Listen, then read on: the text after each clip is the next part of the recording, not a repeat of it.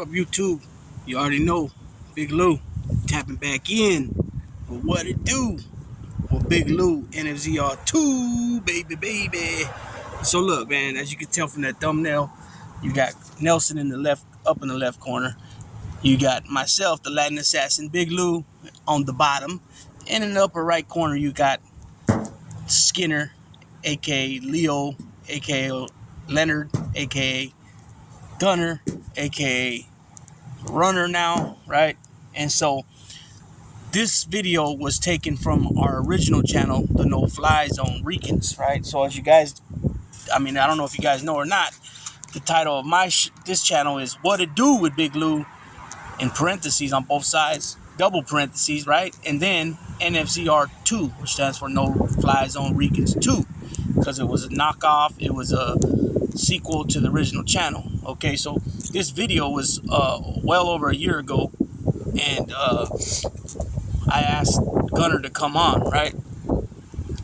Now, I've said in comments in different videos, or I think, well, I don't know, not my videos, I'm saying other people's videos, comment section. I said it a few times, I'm not sure, or I don't know where I said it before, I know that. It might have been verbally on videos, it might have been in the comment section.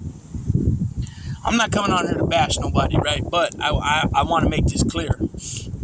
I support a dude's channel, right? I always thought he was funny. I thought he had charisma. I thought he can command, he's the type of cat that could take a microphone, kind of like wrestling. I'm not going to compare him to Ric Flair or Hulk Hogan, but I'm saying those kind of cats got charisma where they can command the audience. Now, he had some of that. Now, I'm not saying at that level, right? Or even the level of a comedian, but I'm just saying he had some charisma. And a lot of you people, if you keep it real now, you guys would agree, right? Because a lot of people used to watch him. Now, at some point or another, you guys might have stepped away from him for whatever reasons. I have my own reasons. First of all, I was hearing of things being done behind the scenes. Some of the comments he was making on his channel, always bringing up 11-inch people, this and that. I don't understand. Like, to me, that's just weird stuff. That's weird stuff. As homeboys, we don't talk like that. It's taboo to even, horseplay or, in sex play. And what I mean by sex play, if you guys don't know, that just means like talking dirty to each other, joking around. We're not allowed to do that. And if you get caught up doing it, you'll get DP, disciplined, right? Now, of course, you'll get in with the few partners here and there. Well, you guys will do it on the under and talk shit to each other on the under, but it won't be something that's done out in the open, just like horse playing. If you guys don't know what horse playing means, that means basically like wrestling and stuff like that. You're supposed to always conduct yourself on a professional level at all times, and that goes for being shaven. That goes for if you have long hair, make sure it's tied up neatly and then in a bun where, like, because you got long hair, people can just grab your hair and now they got full control of your head. You know what I'm saying? And if you got long hair like that, you got to put it in somewhat like a bun and then put it up.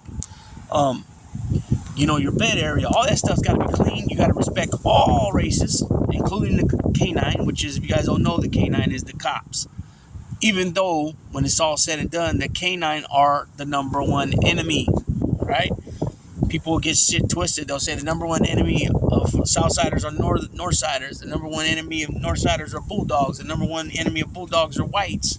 But that's not the case. The case is the enemy is the canine, the police. That's the number one enemy for all factions. You know what I'm saying? All group segments. But anyways, you still respect them. You know what I'm saying? You still have respect for them. You still have respect for your neighbor that might be a white guy. You have respect for your neighbor on the other side of your cell that might be a black dude. Across from you is a Southsider, or above you is a Southsider, or your neighbor might be a Southsider. You give everybody respect. You come out for breakfast, good morning. If it's, Southsider and Northsider, then it might be buenos dias. You know what I'm saying? Buenos dias, vecino, good morning, neighbor, so on and so forth. Now, when Gunner was asked to come on the No Fly Zone Ricans, now the channel is Nelson's channel, but me and Carlos were co-hosts. So it was pretty much a three-man squad, but Nelson had the control, because at the end of the day, it's his channel. So I ran it by him about bringing him on and talking about youth authority. I did not want him talking about adult prison, and there was a reason why, because I seen so many red flags, when it came to his telling his stories about state prison. One minute he's saying he wasn't on this yard, next minute he's saying he was on this yard. It's a little bit different, and then later on he's contradicting himself. He was constantly contradicting himself when it came to certain things, especially status, politics, what yards were good, what yard he was on that was good, which one he wasn't on. It was a 50-50, a little bit different, blah, blah, blah, right? Now, something told me early off that when I started hearing the story that he did time in the state of Oregon before California. And I still believe that. I mean, I don't know that for a fact, but I still believe that. Now, Flacco, from a Converse perspective,